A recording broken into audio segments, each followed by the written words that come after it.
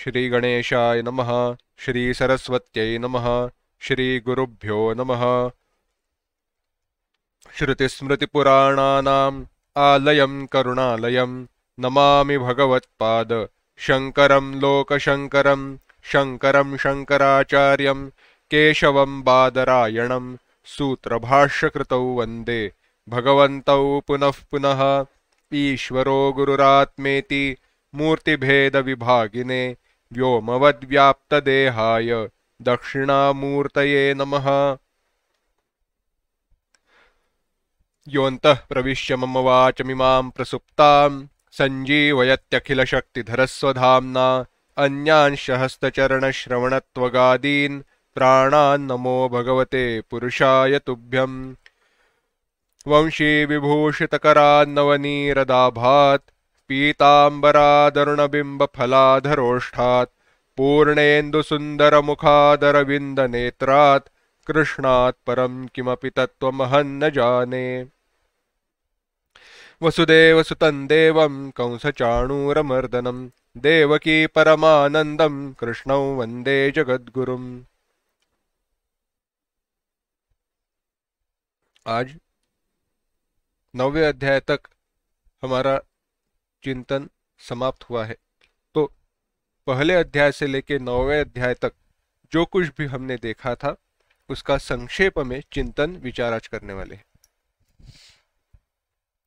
जब हम भगवत गीता का गायन करते हैं या भगवत गीता की महती, भगवत गीता का महात्म्य पढ़ते हैं तो उसमें कहा गया है सर्वोपनिषदो गावः दोग्धा गोपाल नंदनः पार्थो वत्स सुधीर भोक्ता दुग्धम गीतामृतम महत।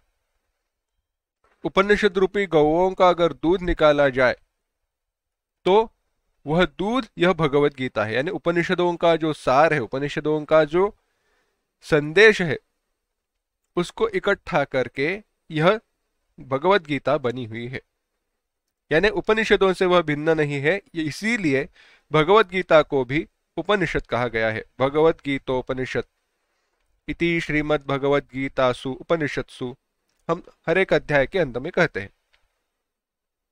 परंतु अगर गाय का दूध निकालना है तो ऐसे ही दूध नहीं निकलता। अगर गाय का दूध निकालना है तो कोई उसके बच्चे को सामने लाना पड़ता है।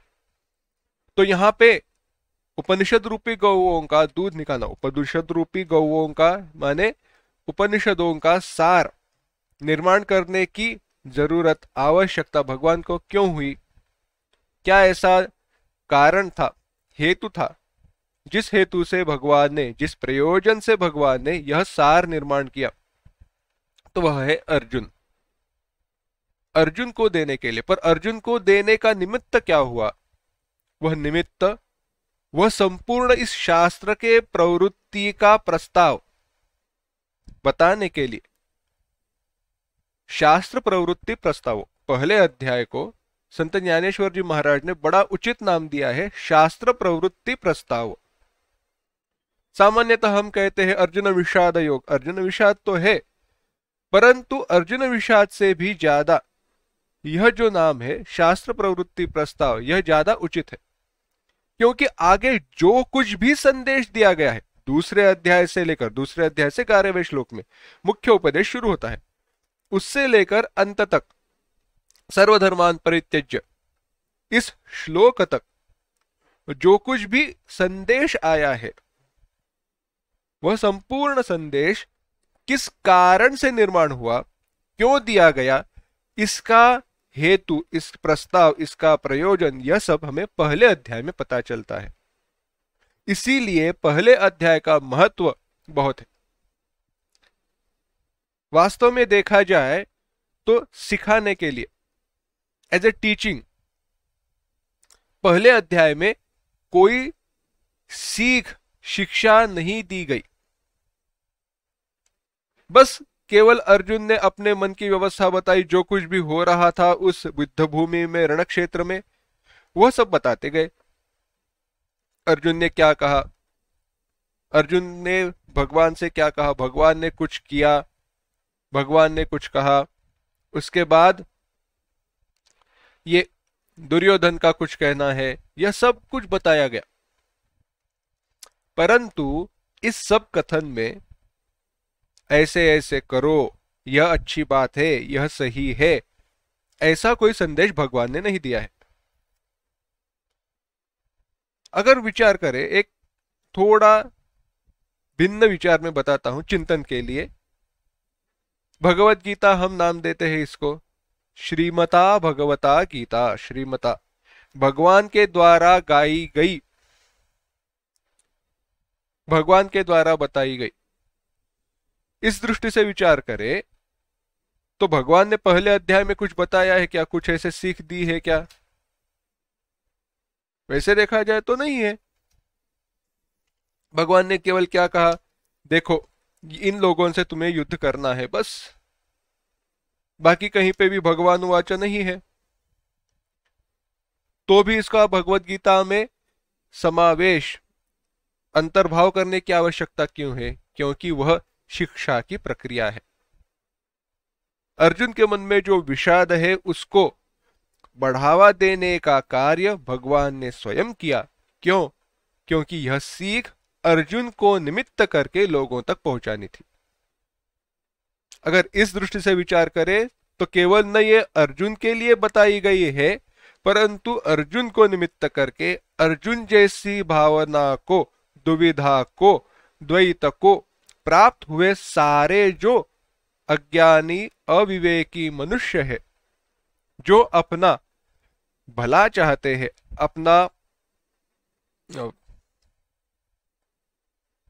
अपने स्वार्थ को, स्वार्थ यानी धर्म को चाहते हैं, उनके लिए यह बताई गई।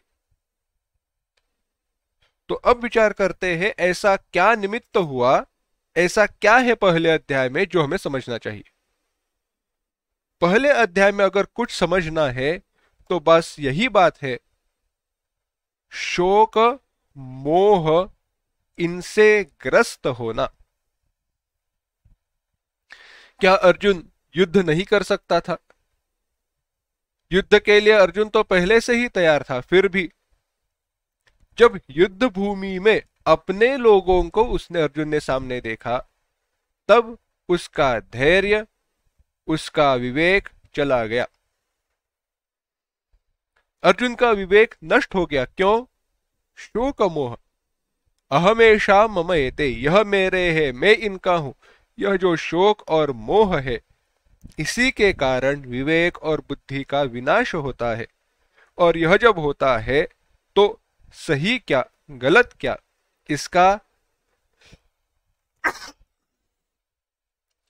इसका निर्णय मनुष्य नहीं कर पाता। अर्जुन की भी बात यही हुई। इस मोह के कारण जो सही है वह उसे गलत दिखाई देने लगा, और जो गलत है उसके लिए उसने तर्क युक्तियां बताई, और वो सही कैसे है यह बताने का प्रयास किया।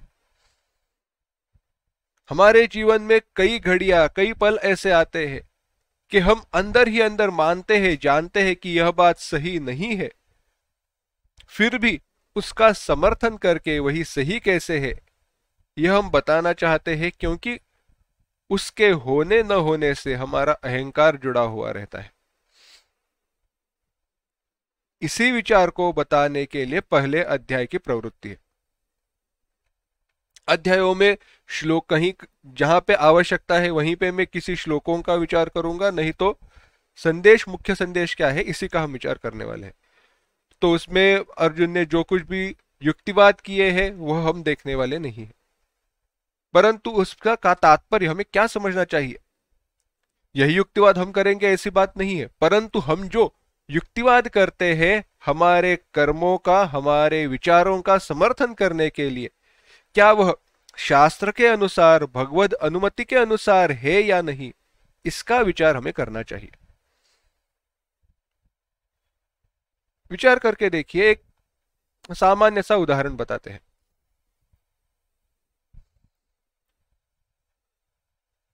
कोई व्यक्ति चोरी कर रहा है। चोरी क्यों कर रहा है? उसको बहुत दिनों से खाना नहीं मिला है, परिवार वाले भूखे हैं, कोई व्यवस्था खाने की हुई नहीं है, इसलिए खाना मिले इसके लिए वह चोरी कर रहा है। अब इस अवस्था में जो भी वह अपने मन को समझाना चाहता है, अपने मन का समर्थन करना चाहता है, उसमें अब मनोदृष्टि से विचार करते हैं। देखो, उसने विचार क्या किया कि जिन लोगों से मैंने मांगा, मैंने तो चोरी करना तो मेरा अंतिम निर्णय था। पहले मैंने क्या किया है, भले उसने भीख मांगी हो, उसने काम मांगा हो, कुछ भी हो, परंतु ऐसे करने पर भी अगर यह समाज मेरी कदर नहीं करता, मेरी चिंता नहीं करता, मेरे लिए कुछ करता नहीं है, तो मैं चोरी क्यों ना करूं? मुझसे जो छीना गया है वही मैं वापस ले रहा हूं, वगैरह वगैरह। इसमें दूसरा उसका पूर्व पक्ष है, उसके सामने उसी का मन है, वह बता रहा है ऐसे होने पर भी किसी भी अवस्था में, किसी भी दिन, कहीं भी यह चोरी करना गलत बात है। परंतु अब हुआ ऐसे है, वो अनुभव, वो दुख, वो दुविधाएं, वो कष्ट, परिवार वाले मेरे हैं, उनके प्रति उसका प्रेम, इन सब के कारण अब हो ऐसे रहा है, उसका विवेक नष्ट हो रहा है। तो जो पूर्व पक्ष है, जो सत्य की बात बता रहा है, वह सत्य की बात बताने वाले मन को उतना बढ़ावा नहीं दिया जा रहा। मन ही मन विचार चल रहा है। एक मन कह रहा है चोरी करना सही है, मन का दूसरा हिस्सा कर रहा है कि यह बात हमेशा गलत है। तो ये बात हमेशा गलत है, इसका विचार जितना गहरा होना चाहिए उतना गहरा हो नहीं रहा। क्यों? क्योंकि मन ही मन उसने कहीं तो ठान लिया है कि मुझे चोरी करनी है, उसके अलावा मुझे कोई दूसरा मार्ग दिखाई नहीं दे रहा। तो मैं जो कर रहा हूं वह बात सही है, मैं जो कर रहा हूं वह बात सही है। यह अपने आप को समझाने के लिए उसने अपने दूसरे मन को निर्माण किया, जहां पे कह रहा था यह बात गलत है, और उसको एक वाद समझो या वाद विवाद समझो, उसमें हराया। गलती क्या हुई? इस सारे विवेक में जो सही बात बताने वाला मन है उसको उतना महत्व कभी भी नहीं दिया गया, उसकी बात अच्छे तरीके से सामने बताई नहीं गई। हमेशा विवेक में यही होता है, गलत क्या है, सही क्या है, इसमें हम जानते हुए भी गलत क्या है यह जानते हुए भी, सही क्या है यह जानते हुए भी, जो बात सही है उसके ऊपर कम विचार करते हैं और उसी पर उतना और वैसे ही विचार करते हैं जिसके द्वारा हमारी जो गलत बात है वह सही है यह साबित हो और उसी का समर्थन हो जाए। अर्जुन के द्वारा वही हुआ। अर्जुन ने जो कुछ भी बताया वह अगर सामने पूर्व पक्ष ना रखा जाए तो बिल्कुल सही भाई दिखाई देता है, परंतु अर्जुन ने कभी भी प्रतिपक्ष भावना का गहराई से विचार नहीं किया। प्रतिपक्ष भावना, पूर्व पक्ष भावना, प्रतिपक्ष माने दूसरी बाजू, एक ही बात की दूसरी बाजू। प्रतिपक्ष, मैं कह रहा हूं ऐसे है, यानी समझो यह सफेद रंग है, तो प्रतिपक्ष भावना में दूसरा कहेगा नहीं यह काला रंग है, यह बात सही है। प्रतिपक्ष भावना में दूसरा कहेगा नहीं यही बात गलत है। दोनों को अपने अपने जो विचार है, भूमिकाएं है, उनको सामने प्रदर्शित करना है और प्रदर्शित करने के बाद जिसकी बात ज्यादा सत्य के पास हो, सही हो, वह सत्य होती है। परंतु एक की भूमिका ऐसे ही बिना विचार किए हमने प्रदर्शित की, दूसरे के ऊपर ज्यादा विचार किया तो गलत बात है ना। यह होता है शोक और मोह के कारण। अर्जुन ने अपनी बात सही है यह बताने के लिए बाकी बातों का खंडन किया था, युद्ध न करने का समर्थन किया। युद्ध करने के पश्चात जो भी परिणाम है उसके ऊपर उसने गहराई से विचार नहीं किया। यह देखकर भगवान ने कहा अशोचान दूसरे अध्याय में, कुतस्त्वा कश्मलमिदं विषमे समुपस्थितम अनार्यजुष्टमस्वर्ग्यम अकीर्तिकरम अर्जुन क्लैब्यम मास्मगमः पार्थ नैतत्त्वय्युपपद्यते क्षुद्रम हृदय दौर्बल्यम त्यक्तोत्तिष्ठ परंतप। अब ये हृदय दौर्बल्यम इस शब्द का आपको एक नया अर्थ प्राप्त होगा। यह हृदय दौर्बल्य क्या है? यह हृदय दौर्बल्य यही है क्या? ठीक ठीक भूमिका नहीं प्रदर्शित करना, ठीक ठीक भूमिका के ऊपर विचार न करना, यही है।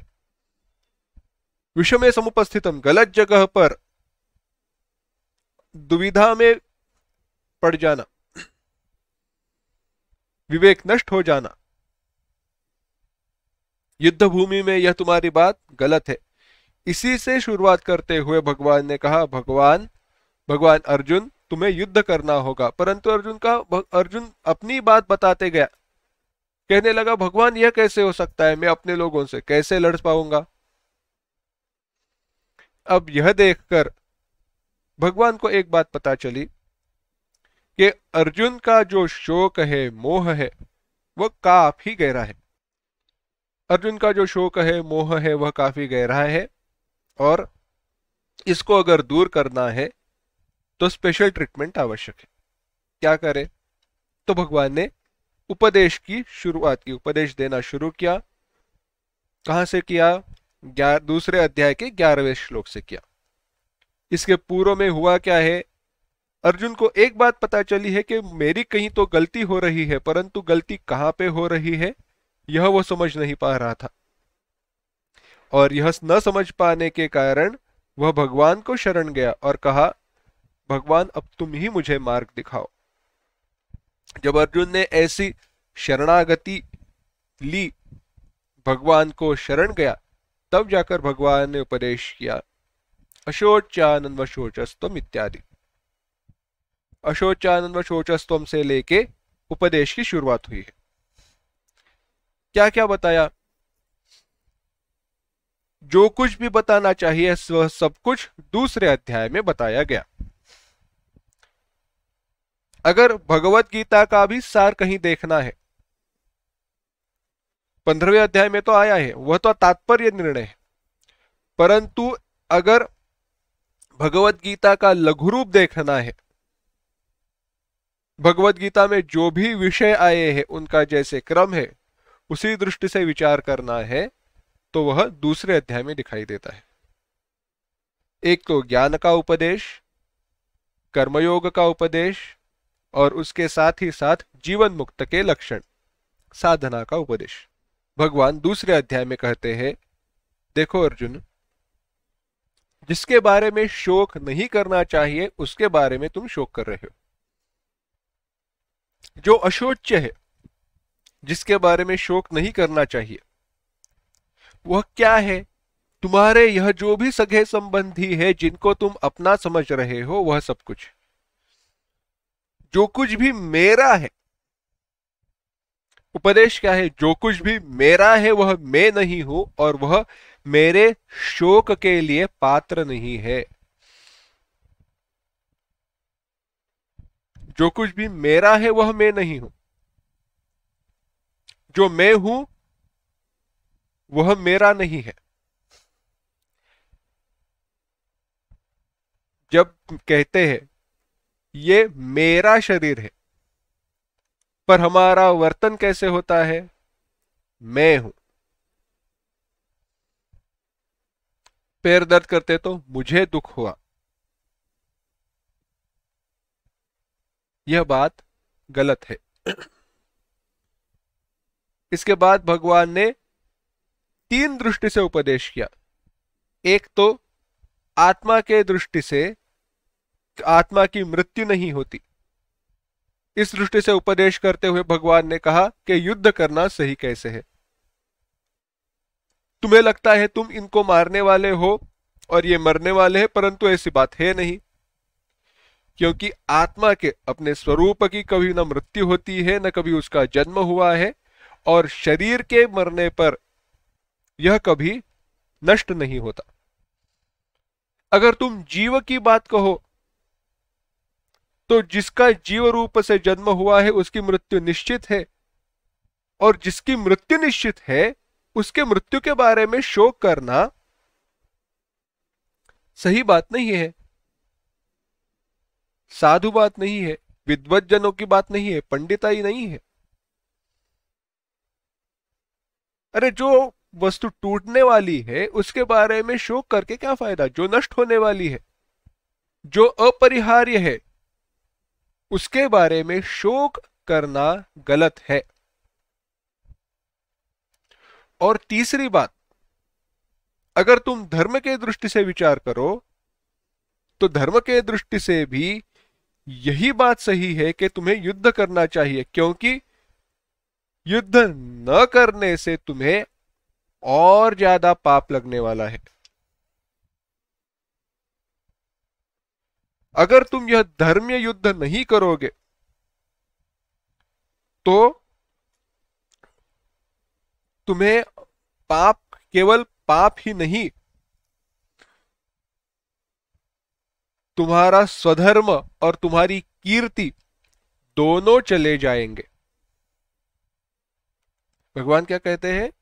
यह जो धर्म युद्ध है उसको तुम नहीं करोगे तो तुम्हारा स्वधर्म, तुम्हारी कीर्ति, स्वधर्म यहां पे पुण्य लो और या फिर कर्तव्य कर्म लो, यह दोनों चले जाएंगे, दोनों की हानि होगी। यह धर्म युद्ध है। स्वधर्ममपि चावेक्ष्य न विकम्पितुमर्हसि धर्म्याद्धि युद्धात् श्रेयोन्यत क्षत्रियस्य न विद्यते।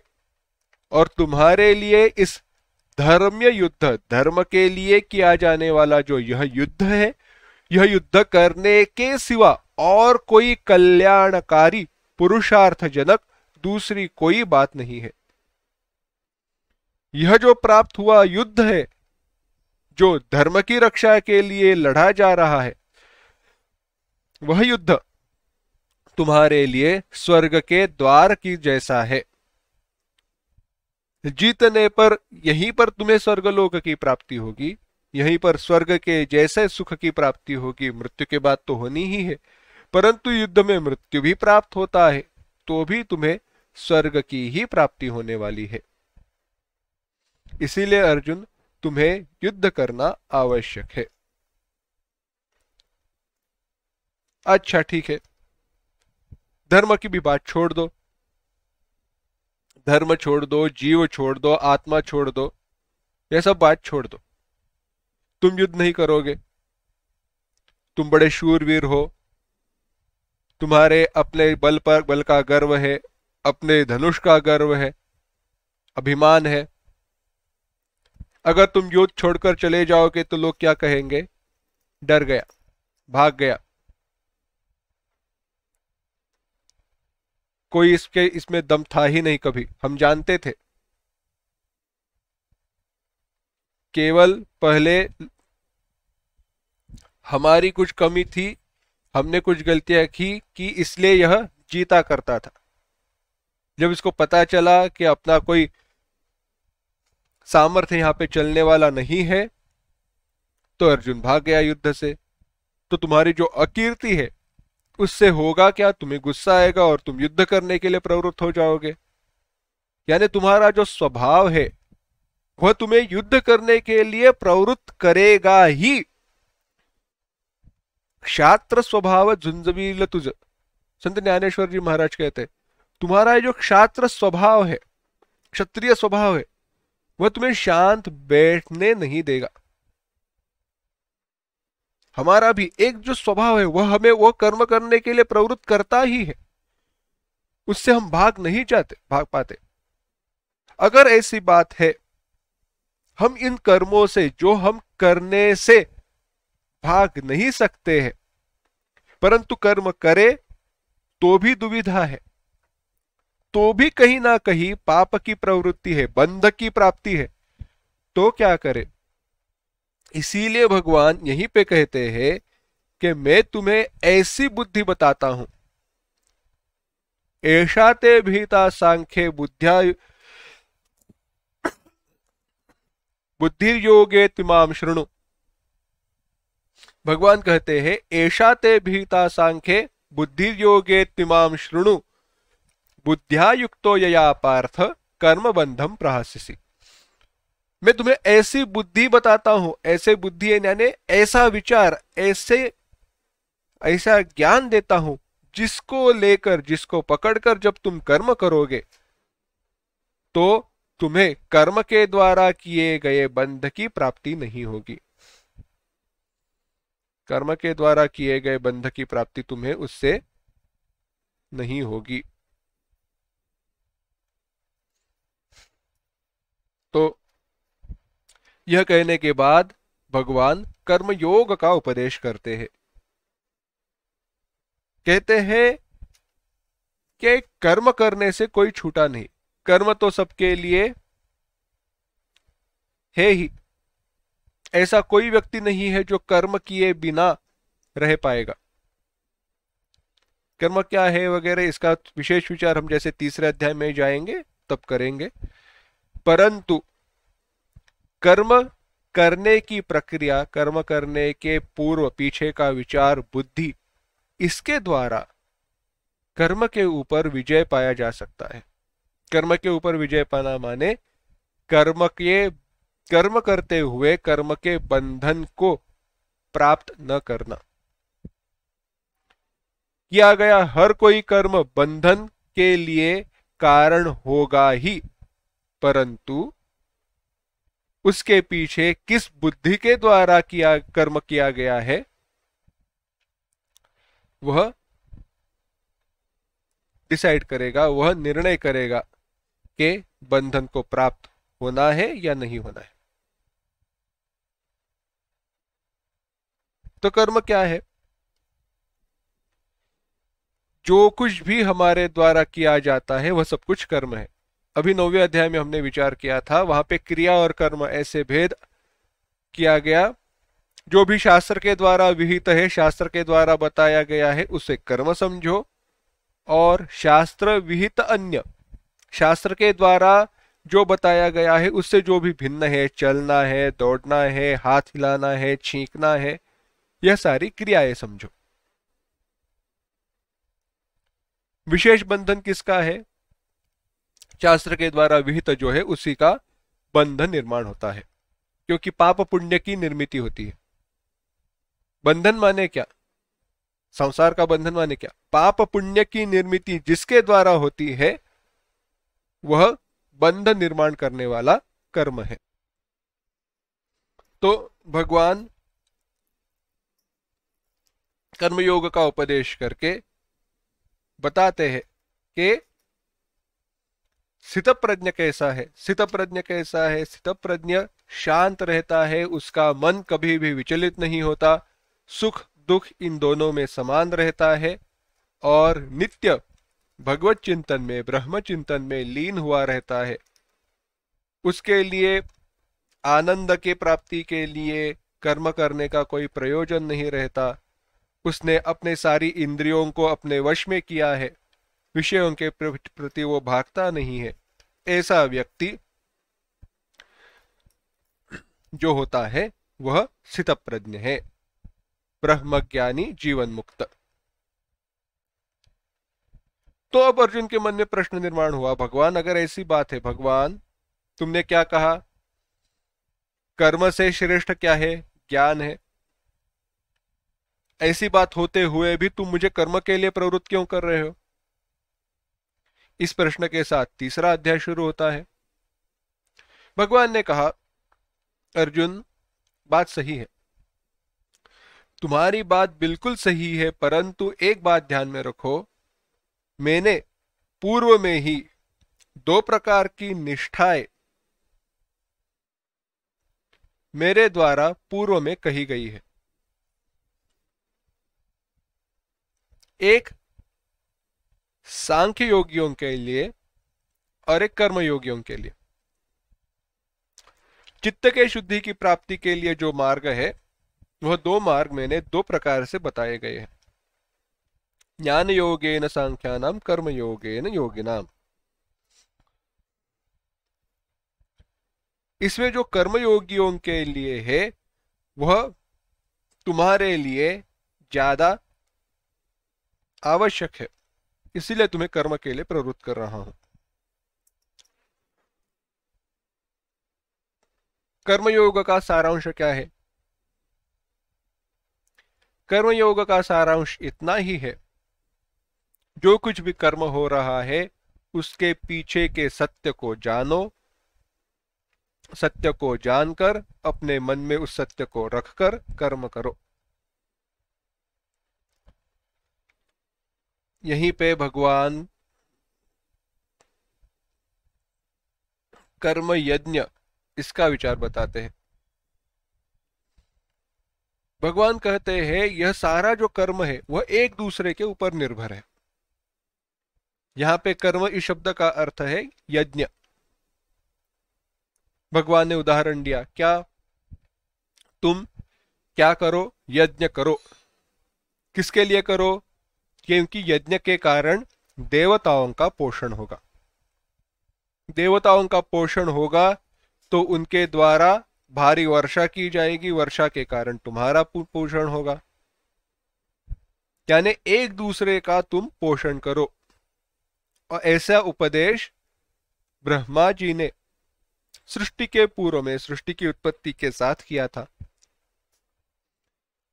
यानी अगर विचार किया जाए तो यह बात ध्यान में रखनी है कि मेरे द्वारा किया गया कर्म यह मेरे अपने लिए न होकर समाज के लिए है। और जब ऐसे कर्म मेरे द्वारा किया जाता है तब समाज के द्वारा मेरा भी रक्षण होता है। बस एक बात ध्यान में रखना, यह जो है यह एकदम आइडियलिस्टिक, सब लोगों जब ऐसा विचार करे तो ही एकदम से सही होता है।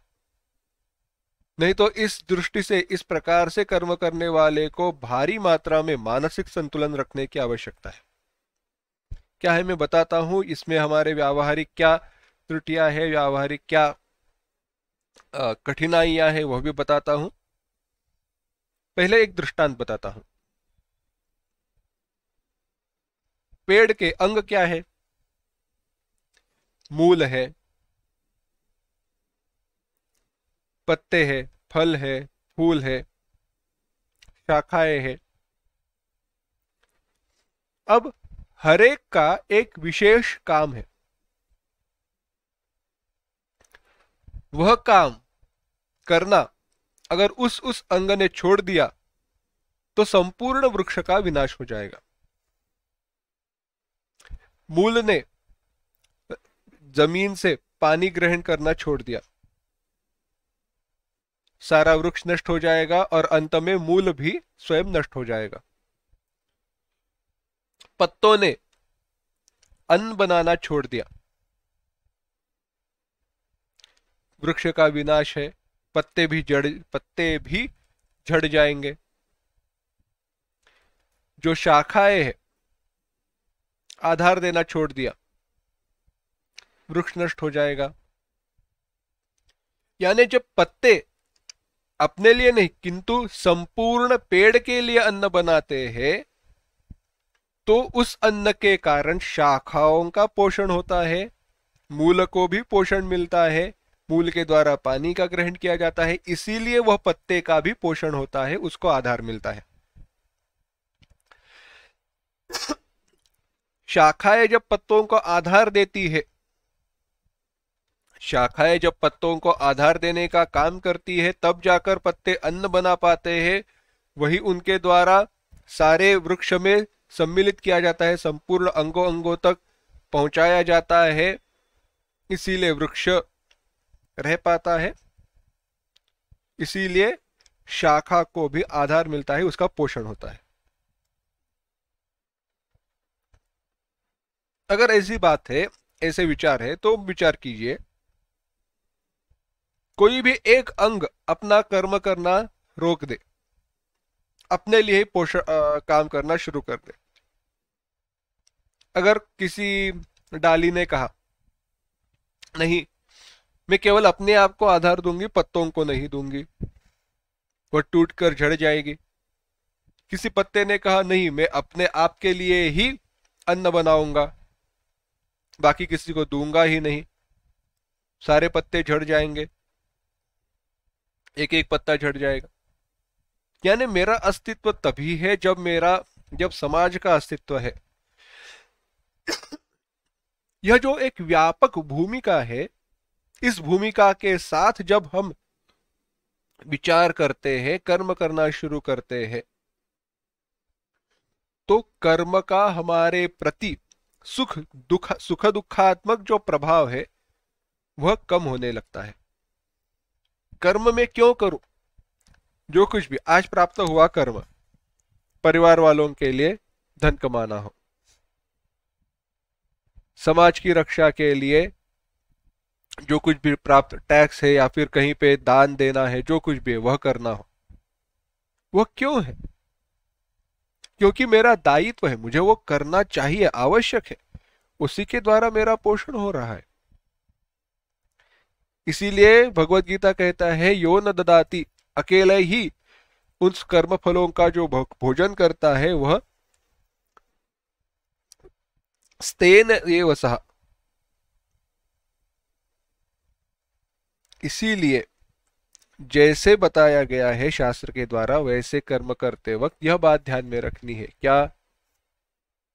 एक बात ध्यान में रखो, कर्म मैं अपने आप के लिए नहीं परंतु परार्थ के लिए कर रहा हूं, कर्तव्य की बुद्धि से कर रहा हूं, और वास्तव में कर्म करने वाला मैं नहीं हूं, शरीर के द्वारा कर्म किया जाता है। प्रकृते क्रियमाणानि गुणैः कर्माणि सर्वशः अहंकार विमूढ़ात्मा कर्ताहम इति मन्यते। 3 अध्याय 27वां श्लोक। वास्तव में क्या हो रहा है? कर्म मेरे शरीर के द्वारा किया जा रहा है, परंतु अहंकार विमूढ़ात्मा, अहंकार के द्वारा विमूढ़ हुआ, विवेक नष्ट हुआ सा जो जीव है वह कहता है मैं कर्म कर रहा हूं। इस वास्तव में कर्म करने वाले जो कुछ भी है केवल अहंकार ही है, विचार करें तो। क्या शरीर कर्म करता है? देखो, हमने चिंतन किया है, एक सामान्य युक्ति बताता हूं, बात समझ में आएगी। मैं बोल रहा हूं, अच्छा मैं बोल रहा हूं, इसमें बोलने का कर्म किसके द्वारा हो रहा है? वाणी के द्वारा हो रहा है। केवल वाणी के द्वारा नहीं, यह स्थूल शरीर भी है। तो अब बताओ, स्थूल शरीर है, सूक्ष्म शरीर है, अगर यह मुंह, यह जो है, यह ओठ, जीभ, दांत, यह सब बोलते हैं, यह सब बोलने वाले हैं,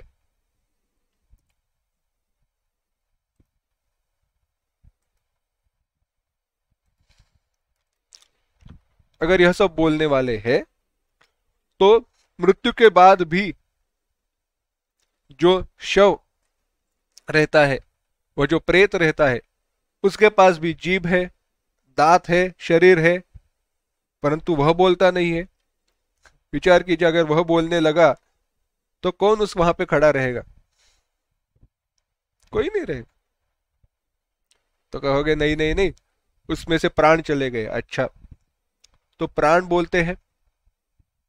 हम जब सो जाते हैं गहरी नींद में, मैं खर्राटों की और सपने में बोलने की बात नहीं कर रहा हूं, गहरी नींद में चले जाते हैं। गहरी नींद में तो हमारे प्राण चल रहे हैं। प्राण चल रहे क्यों? दूसरे दिन सुबह उठते हैं इसलिए प्राण चल रहे हैं। प्राण है तभी कोई बोलता नहीं है, यानी गहरी नींद सुषुप्ति अवस्था में कभी कोई बोलता नहीं है, प्राण है, यानी प्राण भी बोलने वाले नहीं है। तो बोलने वाला या कर्म करने वाला कौन है? स्वयं सूक्ष्म शरीर नहीं कर पाता, स्वयं स्थूल शरीर नहीं कर पाता। कहीं ते उनका संयोग है, 18वें अध्याय में आएगा। उनके लिए चैतन्यत्व प्राप्त है वगैरह सब। परंतु यह सब होते हुए भी कर्म करने, मैं कर्म कर रहा हूं यह कहने वाला जो अहंकार है वह हस्ताक्षर कर देता है कि हाँ मैंने कर्म किया तो मुझे इसका फल मिलना चाहिए। बस अहंकार को निकाल दो, कर्म होगा, फल और फल के साथ प्राप्त हुआ बंधन नहीं मिलेगा। कहना आसान है, करना बहुत कठिन है, परंतु यह सत्य है। इसीलिए समझना चाहिए कि इस अहंकार के द्वारा कर्म किया गया। उदाहरण बताते हैं तो यह बात थोड़ी समझ में आएगी। एक बड़ा सुंदर कलाकार, मूर्तिकार था। राजा को इच्छा हुई कि उस मूर्तिकार के द्वारा मेरी मूर्ति बनाई जाए, पर मूर्तिकार सुनने के लिए तैयार नहीं था। उसके लिए अपने कला का अभिमान था, क्योंकि क्या हुआ था, राजा कहता था मूर्तिकार को तुम आ जाओ राजा दरबार में। मूर्तिकार कहता था अगर राजा का काम है तो वह मेरे घर आए। तो ठीक है, राजा ने कहा मैं तुम्हारे घर आ जाऊंगा। परंतु मूर्तिकार का अहंकार इतना बड़ा था कि राजा की परीक्षा लेने उसने ठान ली। राजा घर में आया, उसका आगत स्वागत कुछ नहीं। राजा घर में अंदर आया, देखा तो उस मूर्तिकार की 6 मूर्तियां वहां पे खड़ी है। तो राजा को पता चला इसमें से कोई एक मूर्तिकार है। अब पता कैसे चले, पास में जाकर देखा, कोई पता नहीं चल रहा था। मूर्तिकार भी बड़े कुंभक लगाकर सांस रोककर खड़े का खड़ा था। तो राजा ने सारे मूर्तियों को देखा और सारे मूर्तियों को देखकर थोड़ा सा पीठ घुमाई, थोड़ा सा आगे चलते हुए उसने कहा यह 6 की 6 मूर्तियां एक जैसी है, परंतु एक में कोई दोष है। जैसे ही एक में कोई दोष है यह कहा गया, मूर्तिकार तुरंत सामने आया और बताया हो ही नहीं सकता, यह मैंने बनाई है मूर्तियां। और मूर्तिकार पकड़ा गया। क्यों हुआ ऐसे? अहंकार, मैंने बनाया है, मेरे द्वारा किए गए में दोष नहीं होगा। यह अहंकार ही बंधन में हमें फंसाता है। यह सब कुछ कहने के बाद जब कर्मयोग का विचार बताया गया तो उपदेश की समाप्ति होती है। जो कुछ भी बताना है,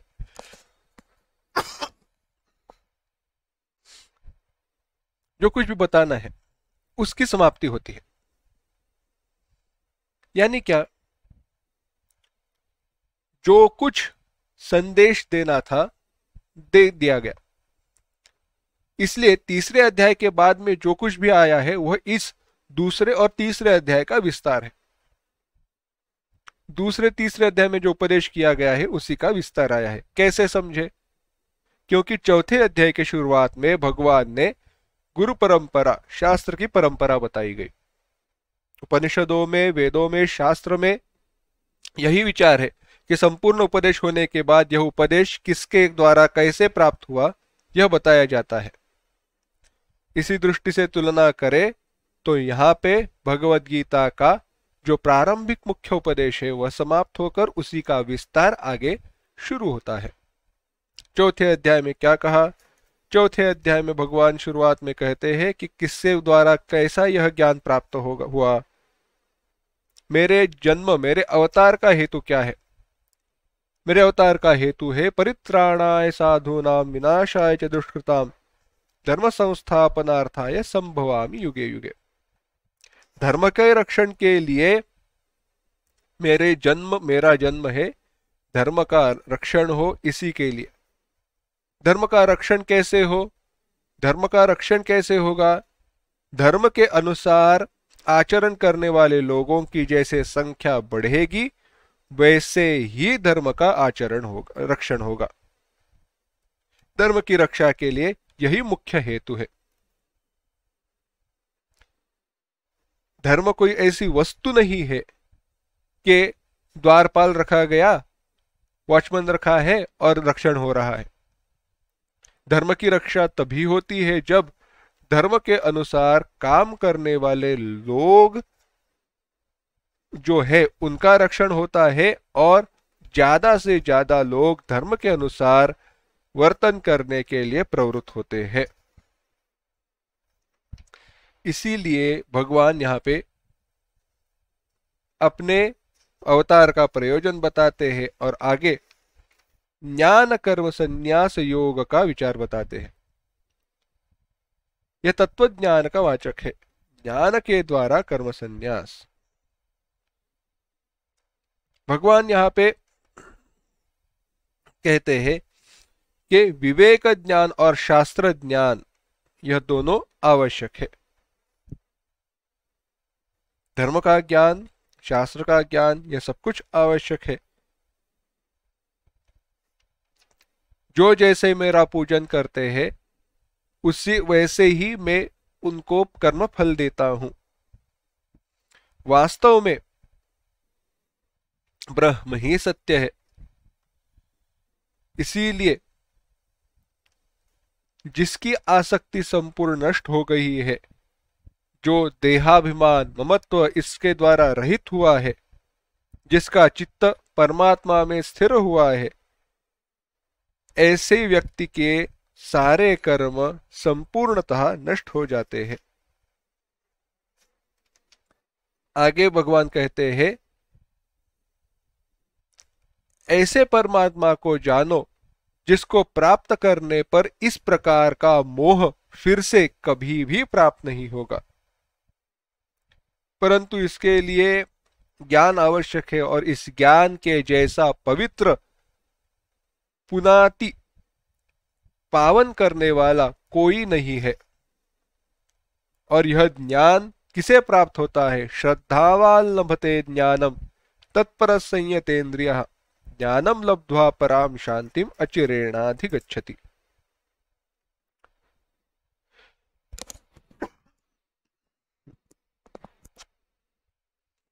जो श्रद्धावान है उसी को इस ज्ञान की प्राप्ति होती है और ज्ञान के प्राप्ति पर वह जितेंद्रिय साधन तत्पर ऐसे व्यक्ति को ही यह ज्ञान प्राप्त होता है।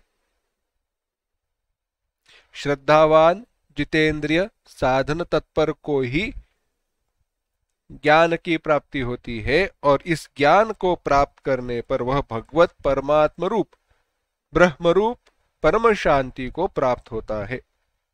जो अज्ञानी है, अश्रद्ध है, मन में संशय को रखने वाला है, वह नष्ट हो जाता है, विनाश को प्राप्त होता है।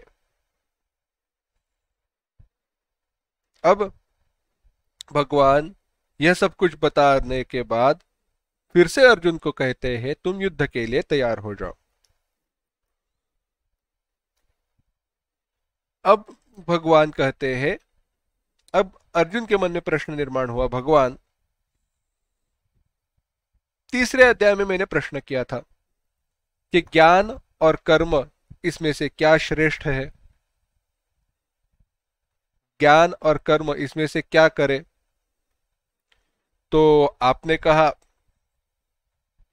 मेरे लिए कर्म है श्रेष्ठ। ज्ञान के द्वारा जो फल प्राप्त होता है, कर्म के द्वारा भी उसी फल की प्राप्ति होती है। कैसे? कर्म के द्वारा चित्त शुद्धि, चित्त शुद्धि के द्वारा ज्ञान की प्राप्ति, ज्ञान के द्वारा ब्रह्म पद की प्राप्ति। यह तो दोनों बताए आपने, परंतु अब आपने एक बात जो बताई कि तुमने कर्म का त्याग भी बताया। ज्ञान कर्म संन्यास, ज्ञान के द्वारा कर्म का त्याग करो। उसके पहले कर्म योग भी बताया। तो कर्म योग और कर्म का त्याग, इन दोनों में से क्या करे? कर्म योग और कर्म का त्याग, इन दोनों में से क्या करे? तो दोनों जो प्रश्न है उसमें भेद यह है, एक अंतिम पुरुषार्थ के लिए क्या आवश्यक है, इस दृष्टि से पहले प्रश्न पूछा गया, और चित्त शुद्धि के लिए क्या आवश्यक है, इस दृष्टि से दूसरा प्रश्न पूछा गया। तो भगवान कहते हैं कर्म संन्यास और कर्मयोग दोनों के द्वारा चित्त की शुद्धि की प्राप्ति होती है, परंतु कर्म संन्यासात कर्मयोगो विशिष्यते, कर्म संन्यास से कर्मयोग ज्यादा श्रेष्ठ है। क्यों? क्योंकि कर्मयोग में कठिनाइयां कम है, सुलभता ज्यादा है, और वहां पे गलतियां होने का चांस यानी गलतियां होने का अवसर कम है। कर्म संन्यास के द्वारा जो फल मिलता है वही फल कर्म योग के द्वारा भी मिलता है, और ऐसे नहीं है कि विधिवत कर्म संन्यास लिया है इसीलिए कोई विशेष होने वाला है। विधिवत कर्म संन्यास लेने पर भी भगवान ने बाद में कहा है कि विधिवत कर्म संन्यास लेने पर भी अगर मन में आसक्ति है तो कोई उसका फायदा नहीं, उससे अच्छा कर्मयोगी है जिसके मन में आसक्ति है नहीं। तो कर्म संन्यास क्या है, कर्मयोग क्या है, इसमें भेद भगवान ने बताया। कहते हैं नैव किंचित करोमीति युक्तो मन्येत तत्त्ववित् पश्यन् शृण्वन् स्पृशन् जिघ्रन् अश्नन् गच्छन् स्वपन् श्वसन् प्रलपन् विसृजन् गृह्णन् उन्मिषन् निमिषन्नपि इन्द्रियाणि इन्द्रियार्थेषु वर्तन्त इति धारयन्। माफ करना।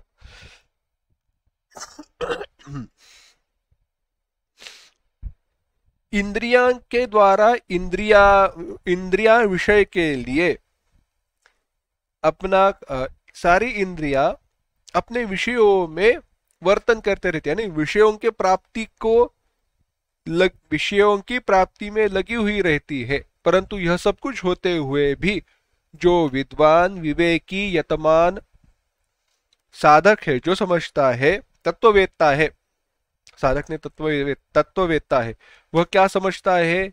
खाते वक्त, पीते वक्त, चलते वक्त, सोते वक्त यह सारी क्रियाएं कर्म होते हुए भी मैं करने वाला नहीं हूं। और उसका यह विश्वास, यह ज्ञान कैसे रहता है? इतना स्थिर रहता है, दृढ़ रहता है कि कर्म के फल का परिणाम उसके ऊपर वैसे नहीं होता जैसे पानी में रहते हुए भी कमल का पत्ता, कमल दल पानी से भीग नहीं जाता। इसीलिए भगवान कहते हैं कायेन मनसा बुद्ध्या केवलैरिन्द्रियैरपि योगिनः कर्म कुर्वन्ति संगम त्यक्त्वात्म शुद्धये। इसीलिए इसी दृष्टि से विचार करते हुए कर्मयोगी ममत्व बुद्धि को छोड़कर इंद्रिया, मन, बुद्धि, शरीर इनके द्वारा प्राप्त हुई आसक्ति को छोड़कर अंतःकरण के शुद्धि के लिए कर्म करते हैं। इसीलिए तुम भी वैसे ही प्रकार से कर्म करो। फिर से थोड़ा भगवान यहाँ पे जीवन मुक्त का उपदेश करते हैं, तत्ववेत्ता ज्ञानी का उपदेश करते हैं।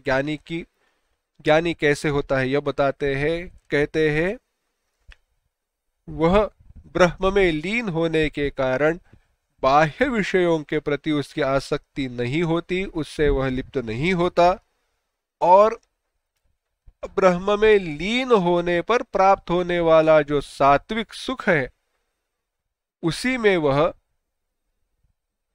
रममाण होता है, उसी में वह डूबा हुआ रहता है। जो कुछ भी, इसीलिए ध्यान में रखो अर्जुन, जो कुछ भी विषयों के द्वारा प्राप्त होने वाला सुख है वह संपूर्ण सुख दुख के लिए ही कारण होता है।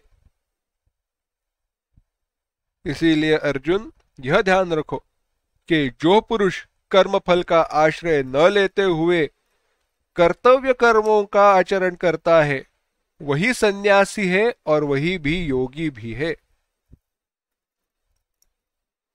केवल अग्नि का त्याग करने से, केवल विधिवत कर्म संन्यास लेने से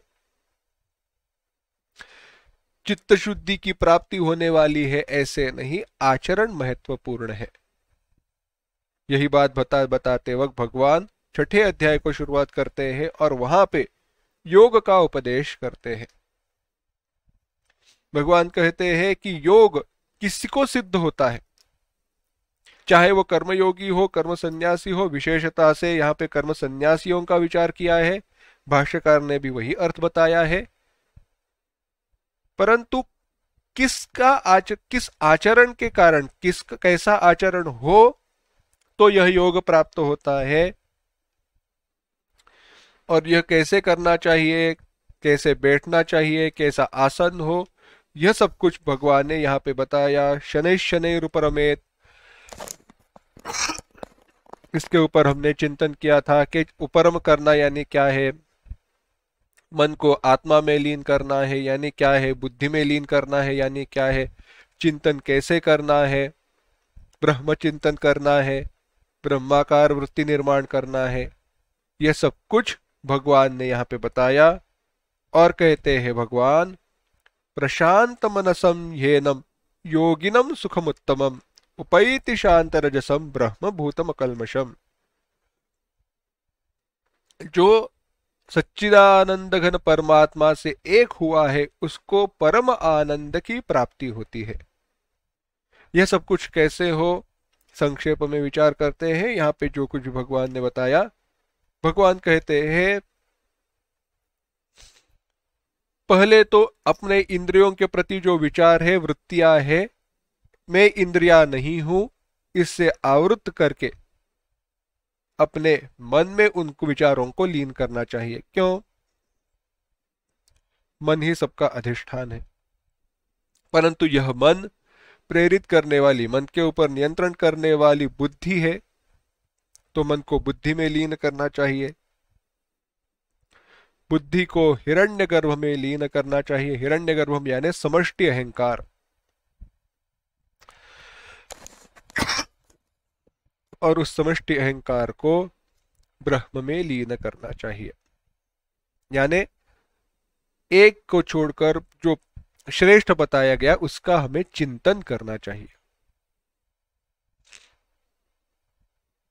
यह सब कुछ बताने के बाद भगवान कहते हैं वासुदेव सर्वमिति, मैं ही ईश्वर सर्वभूतस्थमात्मानं सर्वभूतानि चात्मति ईक्षते योग युक्तात्मा सर्वत्र समदर्शनः। और ऐसा व्यक्ति कैसे देखता है?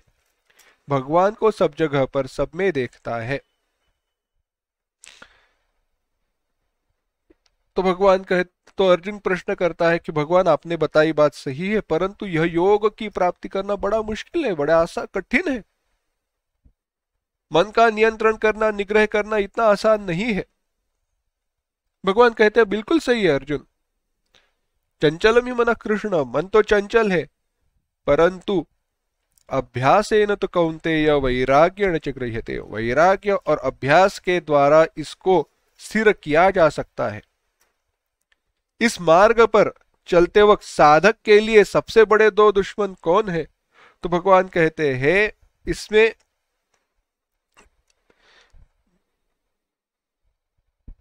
लोभ और मोह जो है, या काम क्रोध, यह सबसे बड़े दुश्मन है, और यह तुम्हारे विवेक को नष्ट करते हैं, चुरा कर ले जाते हैं। तो अब अर्जुन के मन में प्रश्न निर्माण हुआ, भगवान एक बात है, मैंने इस योग का आचरण करना शुरू किया, परंतु यह आसान नहीं है। इसके फल की प्राप्ति होने के पूर्व में ही अगर मेरी मृत्यु हुई, यह शरीर का विनाश हुआ, तो क्या अगले जन्म में पहले से शुरू करना पड़ेगा? तब कोई तो बताने वाला होना चाहिए कि ऐसे शुरुआत करो। तो ऐसा जो योग भ्रष्ट महात्मा है, उसके बारे में क्या बता सकते हैं आप? तो भगवान कहते हैं पार्थ नैवेह नामुत्र विनाशस्तस्य विद्यते नहि कल्याणकृत कश्चित दुर्गतिम तात गच्छति। भगवान कहते हैं उस व्यक्ति का कभी विनाश नहीं होता, न यहाँ पे विनाश होता है न स्वर्गादिक लोकों में उसको विनाश होता है। विनाश होना माने विवेक नष्ट हो जाना। एक बार यह विवेक प्राप्त हुआ, दृढ़ हुआ, तो यह विवेक नष्ट नहीं होता। और जब अगले जन्म की प्राप्ति होती है तब शुचीनाम श्रीमताम गेह, ऊंचे कुल में जहां पे साधना के लिए अनुकूल विचार हो, अनुकूल काल हो, अनुकूल परिस्थिति हो, वहीं पे उसका जन्म होता है। तत्र तम बुद्धि संयोगम लभते पौर्वदैहिकम, वहां पे वह समत्व बुद्धि रूप योग के संस्कारों को प्राप्त होता है। जो अभी उसने साधना की है उस संस्कार रूप में वह साधना उसे प्राप्त होती है, और जहां पे उसने साधना, जहां पर उसकी साधना रुक गई थी वहीं से आगे वह शुरुआत करता है। कभी भी वह योगी नष्ट नहीं होता। इसीलिए ऐसा योगी जो मेरा अखंड भजन करता है वही सबसे श्रेष्ठ है। यह कहने पर भगवान अब ज्ञान का उपदेश करने के लिए प्रवृत्त होते हैं। वह 7वां अध्याय शुरू होता है। भगवान बताते हैं मैं तुम्हें ऐसा ज्ञान देने वाला हूं जो अनुभव सहित है। अनुभव सहित ज्ञान क्या है? बस देखा था, आम मीठा है, किसी को केवल बताओ उसने आम चखा नहीं है, मीठापन क्या है उसको पता नहीं है, तो उसके लिए आम मीठा है यह हुआ ज्ञान। और मुंह खोलकर उसके मुंह में उसको रख दिया जाए, चीनी को रखा जाए, और जब वह उसको चखता है, अनुभव करता है, तो उसको पता चलता है मिठास क्या है। यही है ज्ञान और विज्ञान। ज्ञान यानी केवल ज्ञान, परोक्ष ज्ञान, और विज्ञान माने अपरोक्ष ज्ञान, अनुभव सहित ज्ञान।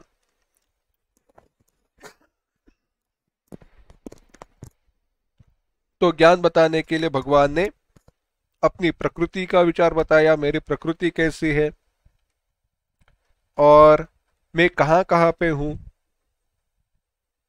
विभूतियां बताई, जो मेरे सात्विक राजसिक तामसिक भाव है, किन किन रूप से भगवान इस संपूर्ण सृष्टि में भरे हुए हैं यह बताया। जो कुछ भी रस रूप है उसमें जल के दृष्टि से, हर कोई वस्तु में, व्यक्ति में जो कुछ भी श्रेष्ठ है वह भगवान का अंश है, यह समझो। तात्पर्य क्या है? हर कोई व्यक्ति में, वस्तु में जो कुछ भी श्रेष्ठ है वह भगवान का अंश है, ऐसे समझना चाहिए। भगवान कहते हैं मेरे 4 प्रकार से लोग मेरा भजन करते हैं, उनमें से भी ज्ञानी जो है वह मेरे लिए और ज्यादा प्रिय है।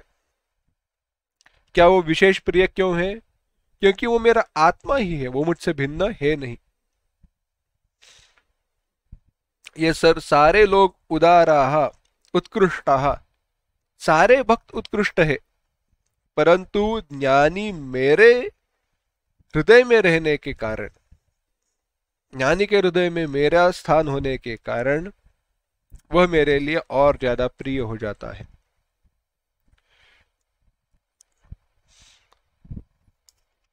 आगे भगवान कहते हैं जो भी मुझे छोड़कर अन्य फलों की इच्छा करते हैं उनको अंतवान, नष्ट होने वाले फल की प्राप्ति होती है, मेरी प्राप्ति नहीं होती। परंतु निष्काम भाव से श्रेष्ठ कर्मों का आचरण करने वाले जो पुरुष है, जिनके पाप नष्ट हो गए हैं, जिनका चित्त शुद्ध हुआ है, वह दृढ़ निश्चय करके सारे प्रकार से मेरा भजन करते हैं। सारे प्रकार से माने सब कुछ भगवान है, इस दृष्टि से मेरा भजन करते हैं, मेरा पूजन करते हैं, और वह पुरुष प्रयाण काल में, अंत काल में मुझे आकर प्राप्त होते हैं। तो अब जब ऐसे बताया तो भगवान अर्जुन के मन में प्रश्न निर्माण हुआ, वह ब्रह्म क्या है, अध्यात्म क्या है, कर्म क्या है इत्यादि। उस सब का विचार भगवान ने बताया। अधियज्ञ क्या है, अक्षर क्या है। और यह कहते हुए भगवान ने कहा, अंतकाले च मामेव स्मरन् मुक्त्वा कलेवरम यह प्रयाति समद्भावम याति नास्त्यत्र संशयः। अंतकाल में भी जो मेरा स्मरण करता है वह पुरुष मुझे ही प्राप्त होता है, इसमें कोई संशय नहीं है। इसीलिए हर समय हर क्षण अर्जुन तुम मेरा चिंतन करो और युद्ध करो। मेरा युद्ध, इसके कारण तुम्हें संसार की कर्म बंधन की प्राप्ति नहीं होगी। तो मेरा चिंतन करो अगर कहे तो मैं कौन हूं, कैसा हूं। भगवान ने आगे कहा, कविम पुराण मनुषासितारम इत्यादि। यदक्षरम वेद विदो वदंती, अपने ईश्वर स्वरूप का वर्णन किया, ब्रह्म स्वरूप का चिंतन बताया और कहा, मामुपेत्य पुनर्जन्म, मुझे प्राप्त करने पर जो महात्मा लोग मुझे प्राप्त होते हैं फिर से संसार को प्राप्त नहीं होते, उनको मोक्ष मिलता है। अब यह बताते वक्त अर्जुन ने, भगवान ने भगवत प्राप्ति के दो मार्ग बताए। भगवत प्राप्ति के नहीं, दो मार्ग बताए जिनके द्वारा लोग जाते हैं मृत्यु के बाद, दक्षिणायन उत्तरायण इत्यादि। वहां पे भगवान ने यह भी बताया कि ब्रह्मा जी के लोक में कैसा काल है, कितना ज्यादा है, कल्पना बताई, उसका संक्षेप से वर्णन किया। और यह बताते वक्त यह बात बताई कि वेदेषु यज्ञेषु तपस्सु चैव दानेन यत् पुण्यफलं प्रदिष्टम् अत्येति तत्सर्वमिदं विदित्वा योगी परम स्थानमुपैति चाद्यम्। यह संपूर्ण जो रहस्य है, जो 8वें अध्याय में बताया गया, मेरा स्वरूप कैसे कर्म करे, मुझे कैसे प्राप्त हो, अंतकाल में मेरा स्मरण कैसे करे, और उसके लिए आवश्यक जो चित्त शुद्धि है, उसके लिए योग का आचरण आचरण कैसे करे, जो 6ठे अध्याय में आया था।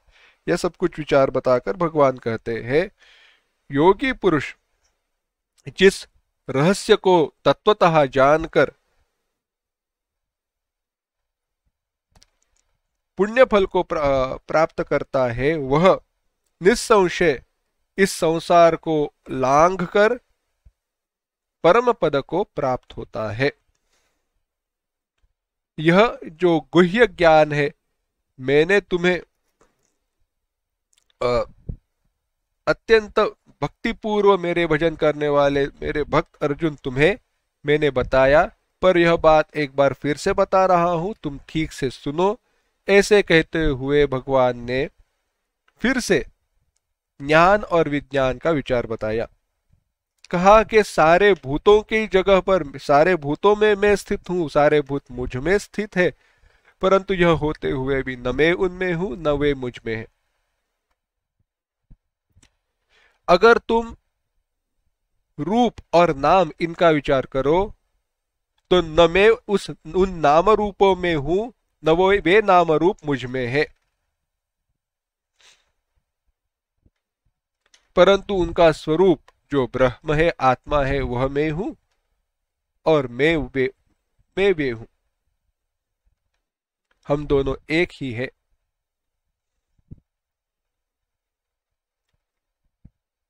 लहर पानी नहीं है, पानी की लहर, पानी में लहरें हैं। विचार हमने किया था, जब हम लहर कहते हैं तो नाम और रूप प्राप्त होता है, पानी के अलावा लहर हो नहीं सकती। परंतु लहर पानी नहीं है, पानी लहर से भिन्न है, क्योंकि लहर पानी को प्राप्त हुआ नाम और रूप है। यह बताते वक्त भगवान ने आगे कहा कि मैं इस जगत का कारण हूं। गतिर्भर्ता प्रभु साक्षी निवास शरणम सुहृत प्रभो प्रलयम स्थानम निधानम बीजम अव्ययम। जो कुछ भी अविनाशी कारण है वह सब कुछ मैं हूं, मेरे ही द्वारा इस सृष्टि की उत्पत्ति हुई है, इसीलिए मैं इस जगत का अभिन्न निमित्त उपादान कारण हूं।